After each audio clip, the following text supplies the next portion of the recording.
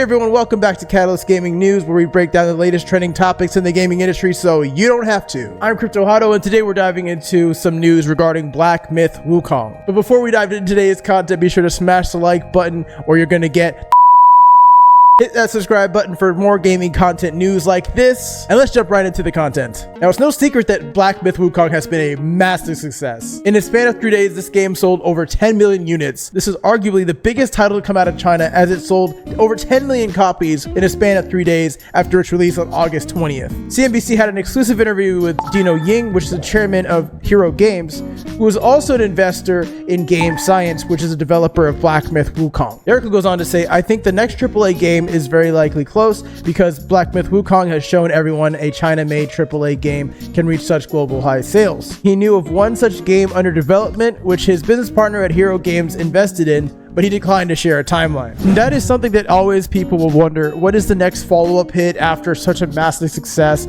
If there is another banger coming out from China that we don't know about, I want to know about it. As for how well Black Myth Wukong has done, Ying only said sales have increased since by much more than their 10 million unit figure, although he indicated it had not yet doubled. Doubled? You hit 10 million hits in 3 days. I think you're on par with the GTAs of the world. What are you complaining about? He said that in the future, the company's game releases will have a global strategy from the start. He expects foreign AAA game developers to realize how large China's market is and tailor more features to Chinese players. China is a big country. We're talking about 1 million concurrent players, said Ivan Su, senior equity analyst at Morningstar. China has 600 million gamers. He said the reason why China hasn't previously developed its own AAA game, which are typically played on computers and consoles, is the years-long production time. It's much more cost-effective if you create mobile games, Su said, which speaks volumes because China does dominate the gaming market in the mobile gaming scene. Even in the esports scene, China has been killing it. They've been taking over PUBG Mobile and other games of that nature, so I definitely understand where this guy is coming from here. Now, this next part of the article is kind of interesting to me because Tim Cook visited Hero Games. It's not really shocking or surprising to me because of the mobile dominance in China, so I do understand why Tim Cook from Apple would want to go to China and learn and see what's working there, because he probably wants to have that dominance in North America and in the rest of the world, and he probably wants to take a little piece out of China's pie. When Hero Games first invested in Game Science, Apple CEO Tim Cook visited in 2017 and was so impressed by the first game, Art of War Red Tides, he gave it a front page of the iOS store in 178 countries, Ying said, but that wasn't a commercial success. Hero Games had already spent 3 years investing in 6 million yuan, which is about $8.5 million today,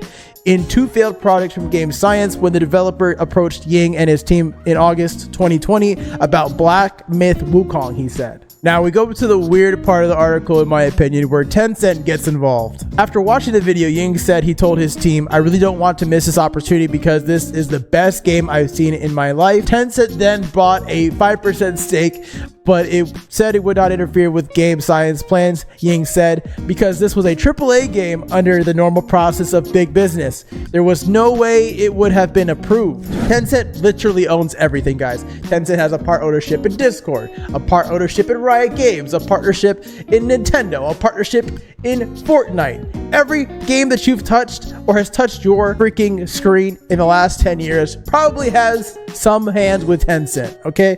The Tencent is literally everywhere. You cannot find a game without Tencent in it somewhere. Now, I know you guys may be thinking, isn't gaming kind of like banned and frowned upon in China? Yes, it is. Yes, games are banned for minors for a certain period of time. You can only play it for a certain period of time, and it is very frowned upon in China. However, this game is changing the tide a little bit. Beijing has only in the last 2 years started to approve games after suspending new titles and limiting how many hours minors could play in 2021. Black Myth Wukong got China's government approval in February. No part of the game needed to be changed for it to pass, Ying said. Personally, I think in the past 2 years, the regulation is increasingly respectful of the game industry and is beneficial to its development, Ying said, noting that 1 or 2 years ago was a misunderstanding. And now we dive into the massive market potential that is Black Myth Wukong for the region of China, but also for games that will cater to Chinese citizens or Chinese players. This one's going to be very massive, folks. In the first half of the year, domestic game sales in China reached 147.27 billion yuan,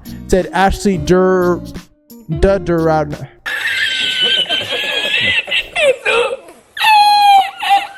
I butchered that name. Founder of China digital consultancy Cho Zhan, citing industry figures. Ying pointed out that many people in China bought PlayStations or upgraded their graphics cards after Black Myth Wukong's release, similar to how many people first bought their Nintendo Switch because of Zelda. And I agree with this point because the games that come out of China typically stay true to the nature of Chinese culture. But if you look at the Western side of everything, now you're saying, well, all these games kind of suck. Gone are the days where Halo 3 comes out and I have to buy an Xbox 360 to play Halo 3. How many freaking apocalyptic games have we got in the last decade? How many zombie shooters have we got in the last decade? We get it. Call of Duty Zombies is very fun. Enough for the zombie games, man. Now, this last part of the article does go over indie games in China, so I want to go over that real quick. In the more niche market of independent games, Chinese companies are also on the rise.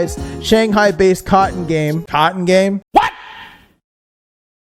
What the fuck? Cotton Game? Really? Which has a staff of 70 people, won the 2024's best development team in the indie games from the French-supported Game Connection organization and China Joy, which runs a major annual game conference in China. It depends on how capable we are, but we hope to use games as a way to share art, philosophy, and thoughtful content. The company's CEO, who goes by the English name Cotton Gu, said in Mandarin, translated by CNBC. And there you have it, CNBC and Dino Ying's input on the game industry in China. China is growing in the gaming industry, not just in China, but outside of China as well. And gamers seem to be resonating with this more, as the sales prove. Smash the like button if you enjoyed this video. Hit the subscribe on your way out. And before you guys go, click on one of these two videos if you want to see more gaming topics in the gaming industry. We'll see you next time. Peace.